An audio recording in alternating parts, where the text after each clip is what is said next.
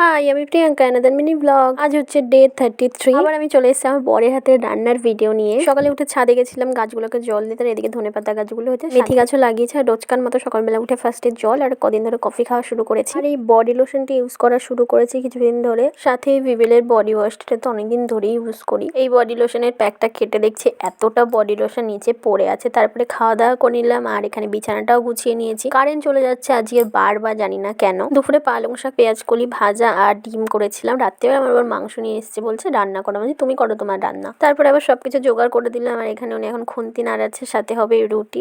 আর মাংসটা খেতে মোটামুটি হয়েছিল, কারণ মশলাটা একটু বেশি হয়ে গেছিলো। মা বাড়িতে ছিল না, তাই জিজ্ঞাসাও করতে পারি না। দুজনেই তো খুব বড় রাঁধুনি, তাই জন্য। আগের দিনকার একটা ভিডিওতে বলেছিলাম আমার টেরিটার নাম দিয়েছি। টেরিটার নাম হচ্ছে টুনটুনি।